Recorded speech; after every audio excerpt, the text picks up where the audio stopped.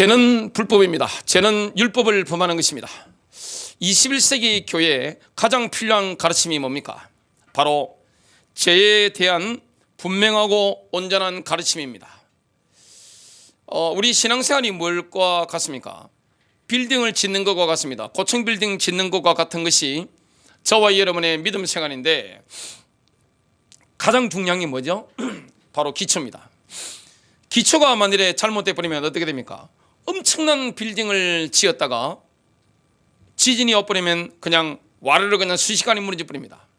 많은 기독교인들이 신앙생활 잘하는 것처럼 이렇게 주일날 교회도 가고 찬송도 부르고 헌금도 하고 여러 가지 헌신도 합니다. 큐티도 합니다. 다 합니다. 근데 어느 날 어떻게 됩니까?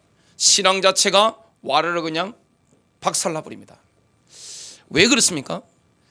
죄에 대한 올바른 가르침을 배운 적이 없는 거예요. 하나님은 거룩하십니다. 죄를 직면한 적이 없는 거예요. 하나님은 얼마나 거룩하십니까? 하나님은 우리와 함께 하기를 원합니다. 하나님의 소원은 뭡니까? 임마누엘입니다. 주님은 우리를 예수님처럼 만들고자 하는 계획을 가지시고 저와 여러분을 불러주셨습니다. 이 땅에서 하나님의 나라를 누리며 또 영혼 가운데서 주님과 함께 살도록 주님이 계획하셨습니다. 그렇다면 내가 거룩하니 너희도 거룩하라 말씀하신 것처럼 거룩을 추구해야 되는데 거룩을 알려고 하면 죄가 무엇인지 분명하게 깨달아야 됩니다. 근데 지금 죄가 뭔지 잘 모르잖아요. 많은 분들이 교회를 다닙니다. 껍데기는 잘 믿는 것 같아요. 누가 교회 생활 잘합니까? 머리 좋은 사람들이 교회 생활 잘합니다. 여러분, 사람이 머리가 좋으면요, 내가 이 상황 가서 어떻게 행동해야 될지 그냥 치고 빠지는 걸 너무너무 잘 합니다. 그리고 내가 어떤 말을 해야 될지 정확하게 판단하고 합니다. 그런 사람들이 돈도 법니다. 그런 사람들이 교회 생활도 잘합니다. 머리 좋은 사람들이 세월 지나면 어떻게 됩니까? 다 교회에서 중요한 직분을 다 받게 됩니다. 그것과 신앙은 별 상관이 없습니다. 어느 날 깨닫게 됩니다. 내가 헛믿었구나. 내가 진짜 신앙을 가진 게 아니구나. 이걸 깨닫게 되는 거예요. 감옥 안에서 편지가 옵니다. 목사님, 제가 이렇게 무서운 줄 몰랐어요. 절규하면서 저한테 편지를 보냈습니다. 어떤 분들은 성경을 읽으면서 목사님, 성경에 이런 말씀도 있었네요. 이런 말씀들을 저한테 직접 하고 있습니다. 뭘 모르는 겁니까? 죄를 직면한 적이 없는 거예요. 하나님이 죄를 얼마나 싫어하시는지, 하나님이 얼마나 거룩하신 분인지, 하나님이 얼마나 우리를 사랑하시는지. 많은 분들이 죄에 대한 올바른 가르침을 받지 못하고 칭이라고 하죠. 어려움, 그리고 성화되는 거, 이런 부분들을 많이 알고 있습니다. 그런데 주님과의 관계는 없는 거예요. 어느 날 깨닫게 되는 거예요. 내가 믿지 않고 있구나. 저희 아버지는 70에 암이 걸리셨습니다. 그 전에 교회를 8년 동안 아들이 전도를 받으셔서 비가 오나 눈이 오나 바람이 부나 태풍이 부나 열심히 교회 가시더라고요. 그런데 암 걸리시고 나니까 뭘 깨닫게 됩니까? 내가 죄인이라는 걸 깨닫게 되시더라고요. 그전에는 믿는 게 아니에요. 저희 장모님께서 치매가 좀 오셔가지고 제가 아무래도 모실 수 있는 형편이 되니까 저희 집에 모시고 있었습니다. 제가 막내 사위입니다. 그러니까 한국적인 정서에서 막내 사위 집에 계신다는 것은 좀 이렇게 막 본인이 생각하실 때 크게 유쾌한 일이 아니잖아요. 고통스러우니까 뭘 깨닫게 되시느냐. 그전에는 본인이 죄인이라는 걸 모르시다가 죄인임을 알게 되시는 거예요. 저희 장모님은요, 워낙에 인품이 좋으셔가지고 교회 가셨는데 집사직분 받으셨는데 사람들이 엉뚱한 소리 하잖아요. 그런 소리 하지 말라고. 그런 말 하려고 교회 왔냐면서 이렇게 하니까 다 권사님으로 이렇게 우르르 보시고 직분에 업그레이드를 시켜주는 겁니다, 사람들이. 근데 그 오랜 세월 딸 때문에 교회를 다니셨지만 가짜였던 겁니다. 꽝인 거죠. 옛날 뽑기 같은 거 하면 꽝. 아무것도 없는 거예요. 수많은 사람들이 죄에 대한 올바른 가르침을 받지 못하기 때문에 임마누엘 속에 못 들어가는 겁니다. 그 영적인 어마어마한 축복을 경험하지 못하는 겁니다. 물리적인 고통이 오면 그때 깨닫는 게 있습니다. 국가적인 재난이라든지 지진이라든지 그리고 개인적인 암이라든지 질병, 충격적인 고통 이런 게 오면 비로소 직면하게 되는 게 뭡니까? 아, 내가 죄인이구나. 여러분, 국가적인 재난이나 지진이나 내 몸에 질병이나 이런 게 왔다는 것은 뭡니까? 하나님의 사랑입니다. 천둥소리와 같은 거예요. 회개하라, 내게로 돌아오라. 죄에 대해서 올바른 가르침을 제대로 받지 못하니까 성경 지식이라든지 여러 가지 성화되는 거라든지 교회 생활이라든지 이런 게 아무리 잘해도 소용없는 겁니다. 주님과 관계가 없는 겁니다. 구원에 이르게 하는 기독교의 뿌리는 뭡니까? 죄에 대한 올바른 지식입니다. 하나님께서는 어떤 사람을 그리스도 안에 있는 새로운 피조물로 만드실 때 가장 먼저 그 마음을 조명합니다. 자신이 죄인이라는 사실을 보게 합니다. 이거는 성령님의 역사입니다. 아, 내가 죄인이구나.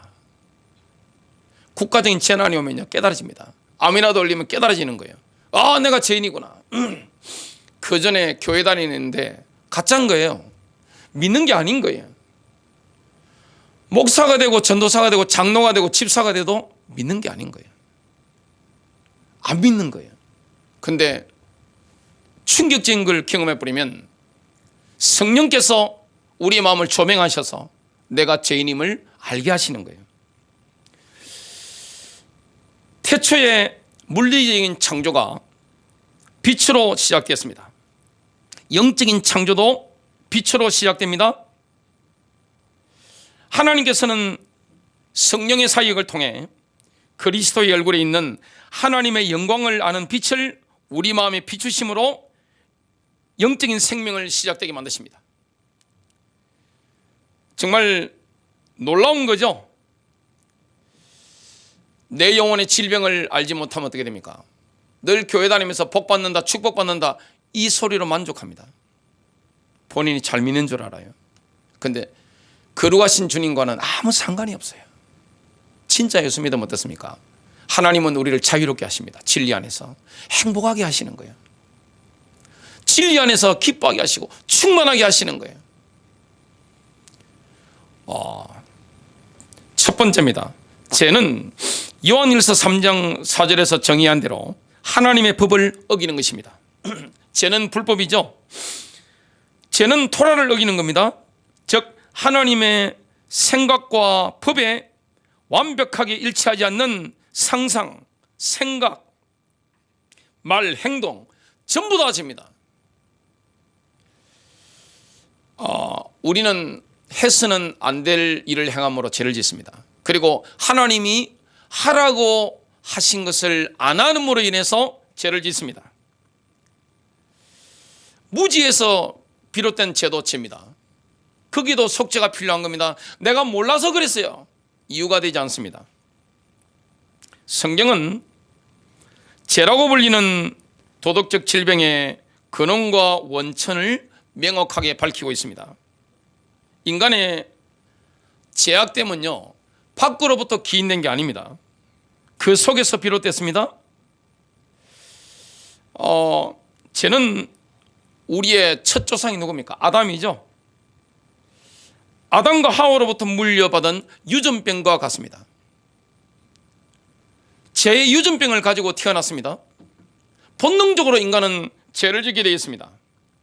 그렇기 때문에 우리에게는 뭐가 필요합니까? 그리스도가 필요한 거죠.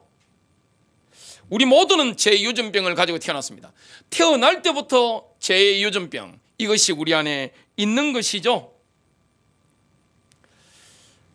아담과 하와는 하나님의 형상으로 창조된 어려운 존재였지만 창세기 3장의 타락 사건을 통해 영적으로 죽었죠. 그리고 정말 이 육신적으로도 부패했습니다. 혼적으로도 타락했습니다. 성경을 보면 이런 말씀들이 나옵니다. 한 사람을 통해 죄가 세상에 들어오고 죄를 통해 죽음이 들어왔습니다. 로마서 5장 12절 말씀입니다. 죄가 없다면 죽지 않는 거예요. 여기 안 죽을 사람 누가 있습니까? 저도 죽어요. 안 죽을 사람 누가 있어요? 옛 본성에 의해 다스려지는 생각은 하나님을 대적합니다. 우리 안에 옛 본성이 있잖아요. 구원받아도 그게 생각이 올라오면 하나님을 대적한단 말이죠. 우리는 본질상 다른 사람들과 마찬가지로 하나님의 진노의 대상이었습니다. 예수님께서는 인간의 부패성에 대해서 말씀하시는데 안 좋은 환경이나 교육을 잘못 받아서 그런 게 아니라고 분명히 선을 그으셨습니다. 인간이 물려받은 왜곡된 본성 때문에 인간이 부패했다. 죄의 유전병을 가지고 태어나기 때문에 유전적인 거예요. 그래서 인간이 부패한 겁니다. 마가복음 7장 21절부터 23절입니다. 속에서 곧 사람의 마음에서 나오는 것은 악한 생각, 곧 음란과 도둑질과 살인과 간음과 탐욕과 악독과 속임과 음탕과 질투와 비방과 교만과 우매함이니 이 모든 악한 것이 다 속에서 나와서 사람을 더럽게 하느니라. 죄라고 하는 것은 밖에서 오는 게 아니에요. 내 속에서 나오는 겁니다. 많은 분들이 이런 말씀들을 하시는 걸 제가 직접 들었습니다. 아니 우리 애는 말이죠, 우리 아들은 말이죠, 우리 딸은 말이죠, 바탕이 괜찮았는데 친구를 잘못 만나가지고 학교를 잘못 가가지고 저렇게 됐습니다. 그게 옳은 말입니까? 틀린 말입니까? 틀린 말입니다. 물론 감수성이 예민할 때 청소년기에 영향을 받는 건 맞죠. 하지만 근본적으로 틀린 겁니다. 인간은요, 밖에서 문제가 아니라 내 안에서 죄가 생산됩니다. 친구 때문에 그러는 게 아니에요. 교육을 잘못 받아서 그러는 게 아닙니다. 속에서 올라오는 겁니다.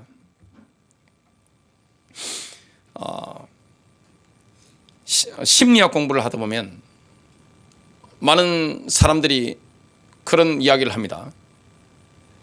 내가 왜 이렇게 됐을까? 내 꼬라지가 왜 이럴까? 연구하다 보니까 누구를 만납니까? 아버지 어머니를 만나는 거예요.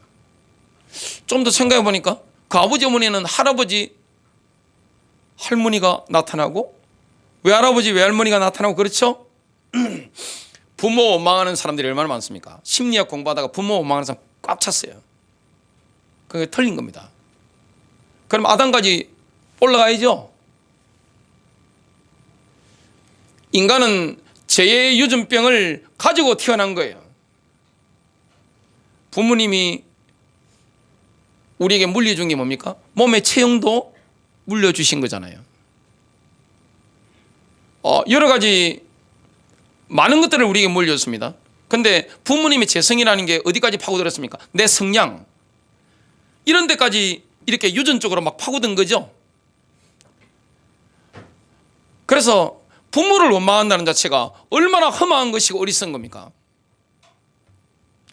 오직 성경만이 죄의 정도에 대한 믿을 수 있는 근거를 제시하고 있습니다. 노아 시대에 하나님이 보신 게 있습니다. 그 마음의 생각의 모든 상상이 계속해서 악하는 겁니다. 인간은요, 상상하는 것들이, 그 생각하는 것들이 너무나 악한 거예요. 인간의 마음이 얼마나 간사합니까? 인간은요, 조속으로 마음이 바뀌어요. 얼마나 간사한지 몰라요. 예레미야 17장 9절 말씀처럼 마음은 만물보다 거짓되고 심히 악합니다. 이사야서 1장 6절 말씀처럼 인간은 발바닥부터 머리끝까지 성한 데가 없는 거예요. 발바닥을 한의학에서 용천년이라고 하죠. 이 머리끝을 백회라고 합니다. 백회부터 용천년까지 인간은요, 성한 데가 없어요. 다 죄밖에 없는 거예요. 근데 뭘 가지고 포장합니까? 예의범절. 세련된 매너. 부모가 가르치는 게 뭡니까? 세련된 매너 가르치잖아요. 예의범절 가르치잖아요. 이런 걸 통해서 폼생폼사 이렇게 막 꾸미잖아요.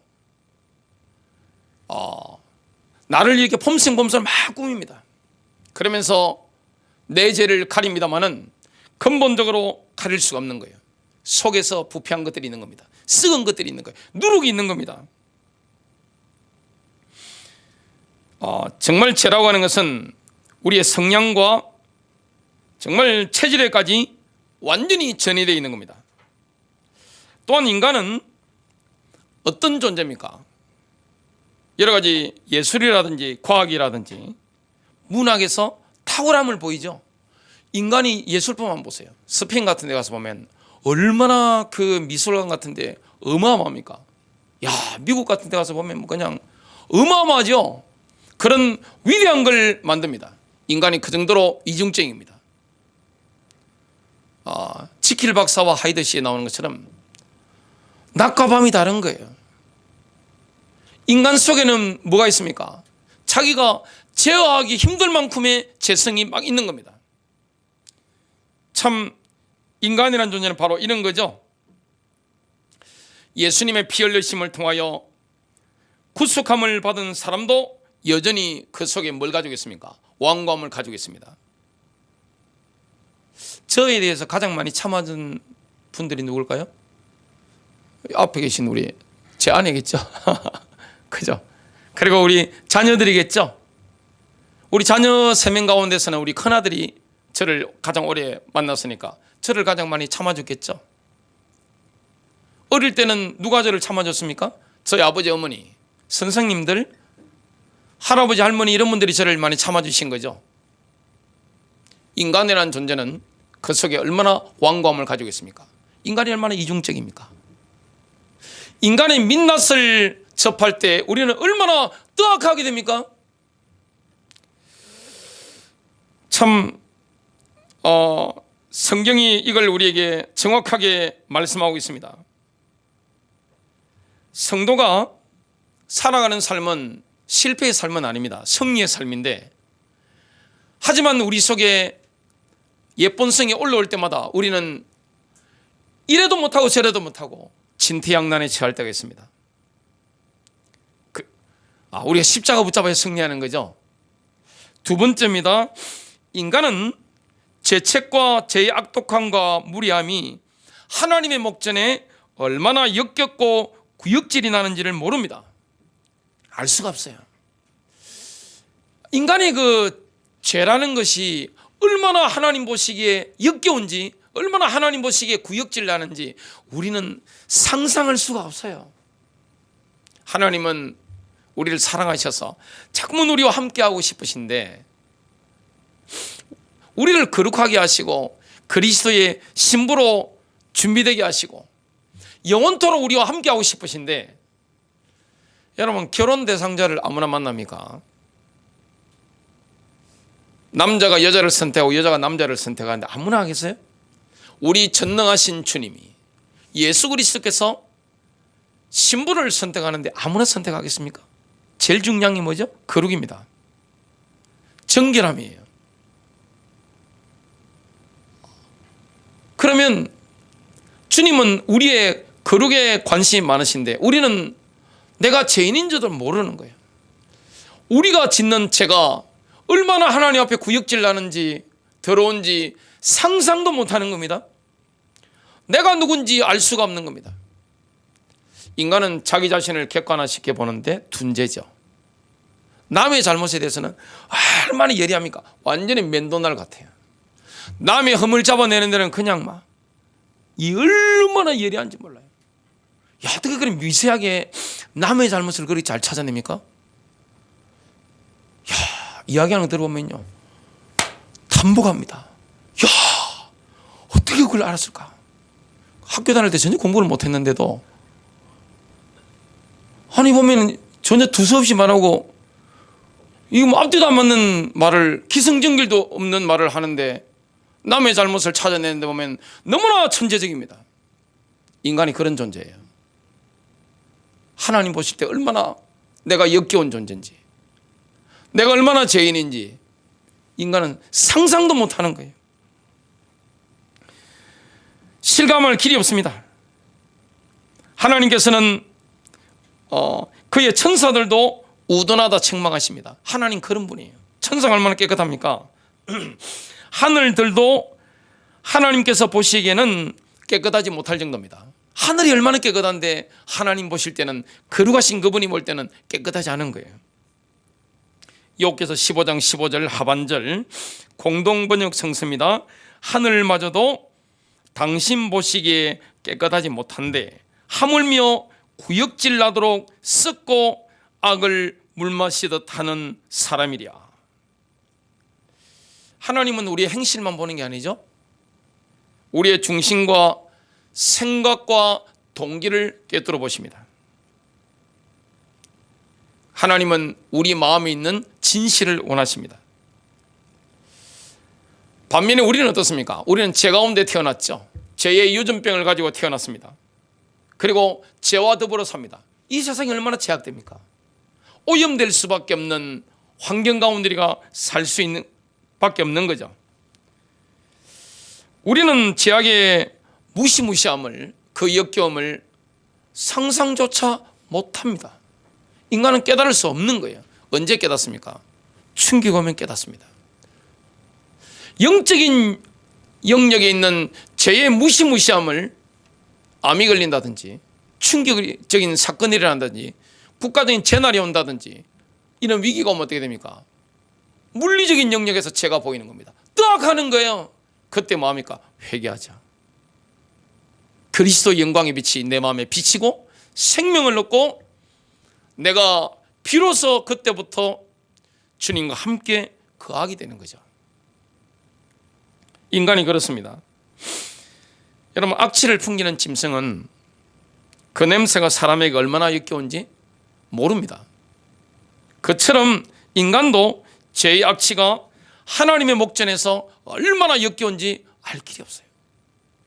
내가 잘하는 줄 압니다. 그죠?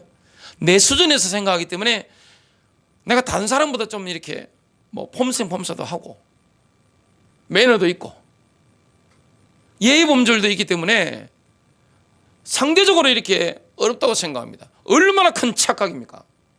회칠한 무덤과 같은 존재가 바로 우리 인생들이죠.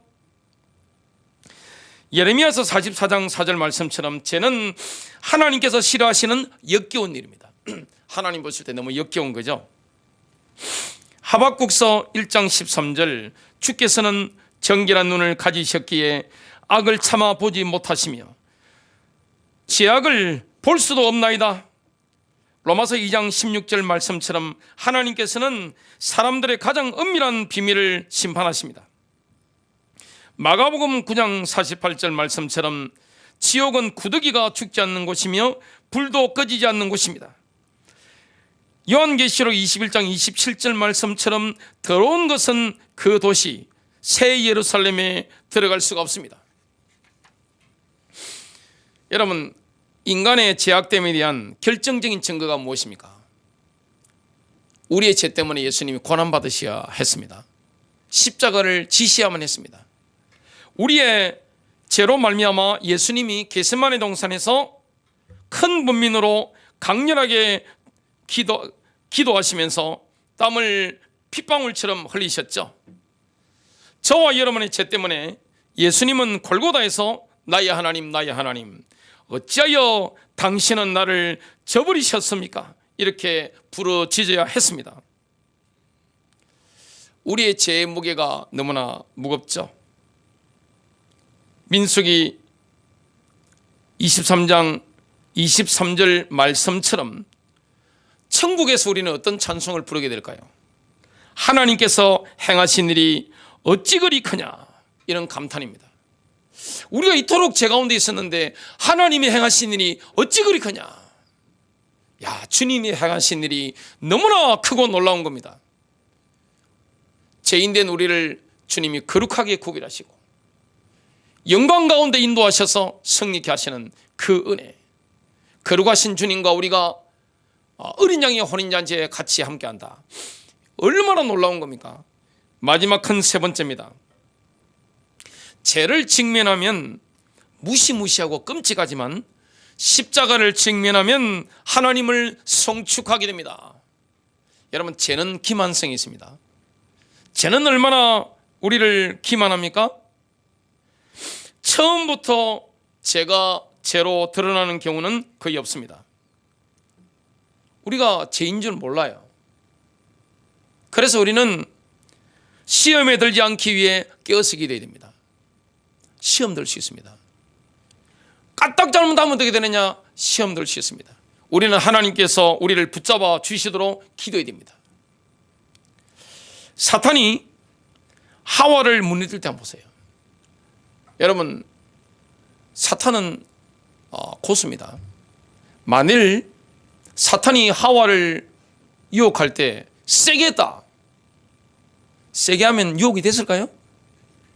여자한테 연애하면서 한번 세게 한번 해보세요. 남자분들, 청년들. 얼른 도망갑니다. 윽박지른다. 금방 도망갑니다. 사탄은요, 아주 스윗합니다. 얼마나 달콤한 말로 속이는지 몰라요.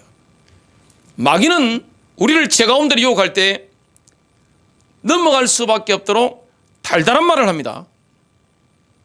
막 세게 나온다 이런 거 없어요. 아주 부드럽습니다. 대한민국 드라마가 전 세계에서 뜨잖아요. 전 세계인들이 좋아합니다. 옛날에 일본에 한류 예품 불 때 보니까 일본 여자분들이 한국 남자한테 와, 일본 남자만 보다가 열심히 일만 하는 일본 남자만 보다가 한국 드라마에 나오는 연사마 같은 인물 보니까 그냥 막 넘어가는 거예요.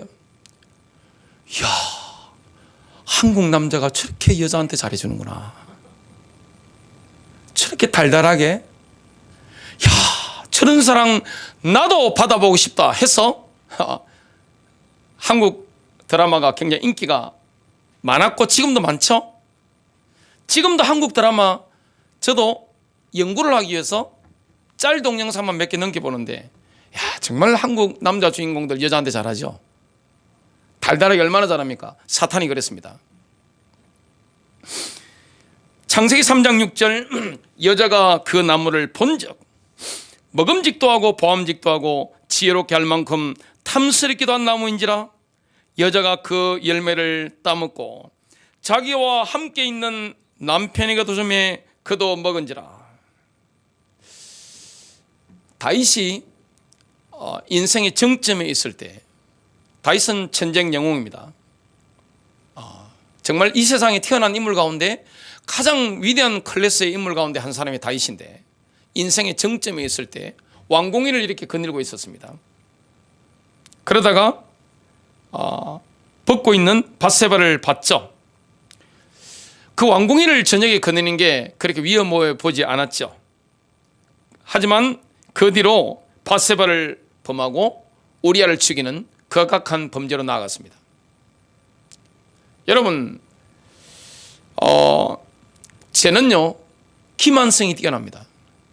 죄가 죄로 이렇게 막 다가오는 법은 없어요. 달콤하게 다가옵니다. 우리의 정서에 딱 맞춰서 다가옵니다. 죄는 요압이 아마스를 살해할 때처럼 둘 팔 벌리면서 아주 인자하게 다가옵니다. 얼마나 친절하게 다가오는지 몰라요. 죄는 가른 여도와 같이 부드러운 입맞춤으로 다가옵니다.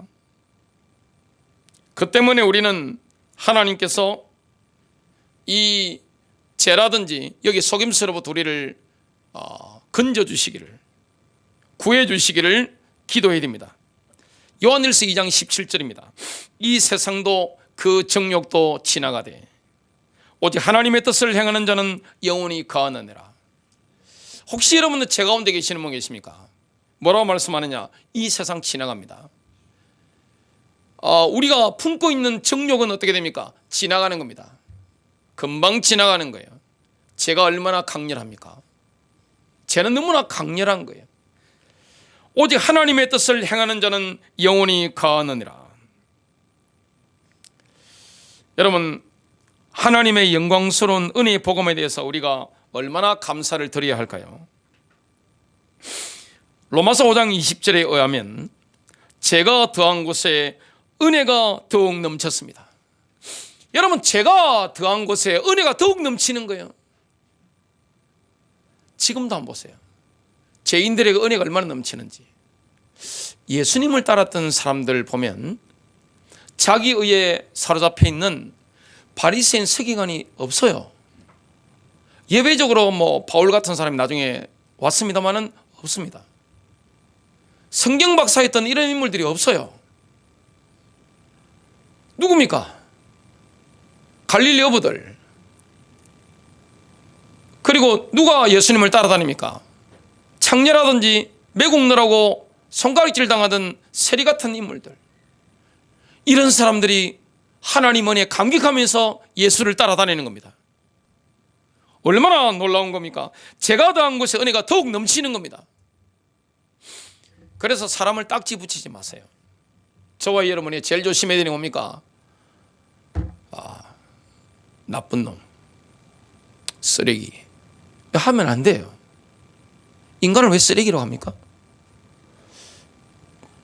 제가 직접 다 들은 말씀들을 지금 제가 이렇게 말씀드리는 겁니다. 사람을 딱지 붙이면 되겠어요? 사람은 그런 존재가 아닙니다.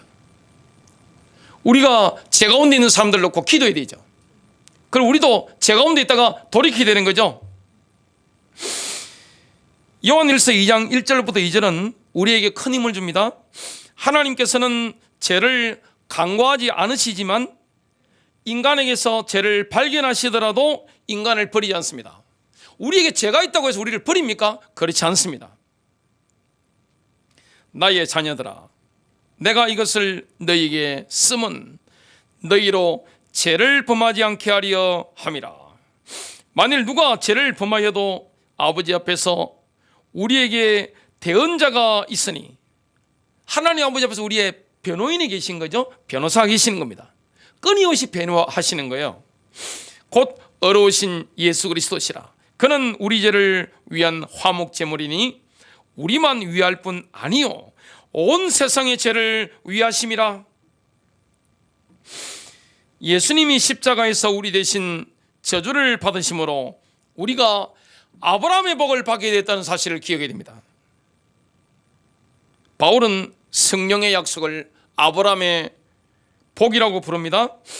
갈라디아서 3장 13절 14절, 그리스도께서 우리를 위해 저주가 되사 율법의 저주에서 우리를 구속하셨으니, 죄는 율법을 범하는 겁니다.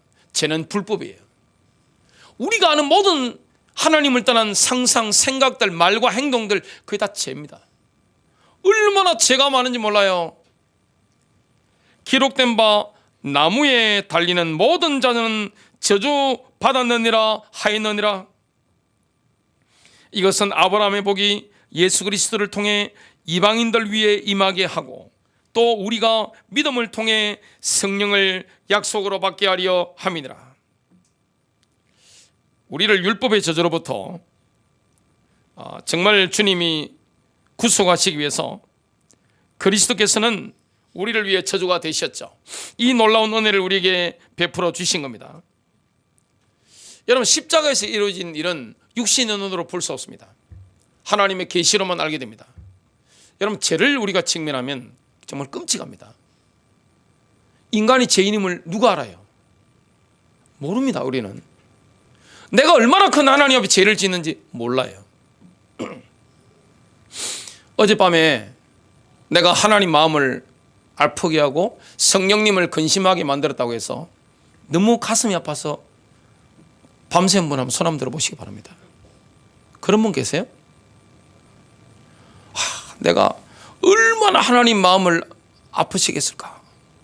내가 얼마나 가까운 가족들부터 내가 얼마나 많이 힘들겠을까?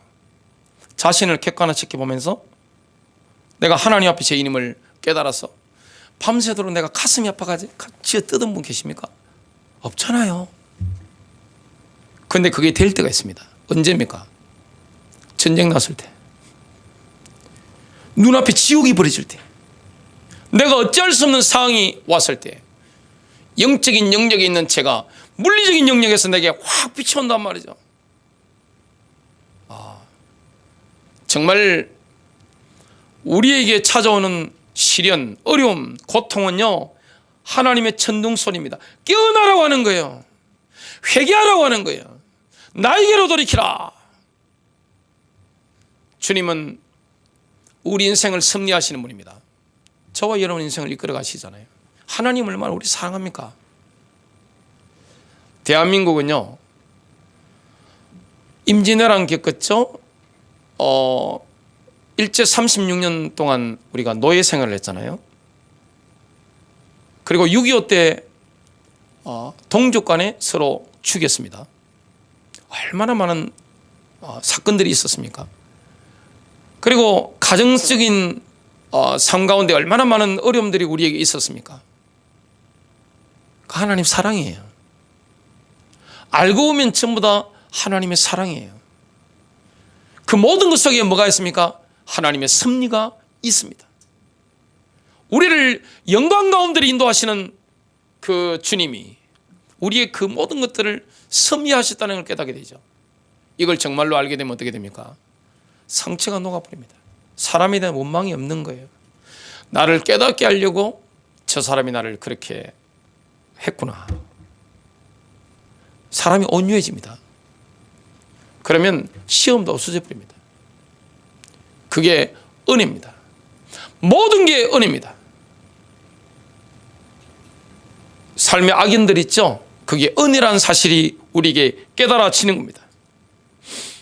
우리가 죄를 직면하면 정말로 끔찍합니다마는 예수님이 십자가에서 이루신 하나님이 하신 그 십자가의 계시가 우리에게 확 임하면 어떻게 됩니까? 하나님을 찬송하게 되는 겁니다. 야, 주님이 이런 일을 하셨네. 그 제가 좋아하는 찬송 중에 하나가 바로 변찮는 주님의 사랑과 날마다 십자가 붙잡고 우리는 승리함이 가는 겁니다. 그리스도인들의 인생이라는 것은 실패하는 인생이 아니에요. 패배가 아니에요. 바로 승리입니다. 그리스도께서 우리를 승리케 하시는 거예요.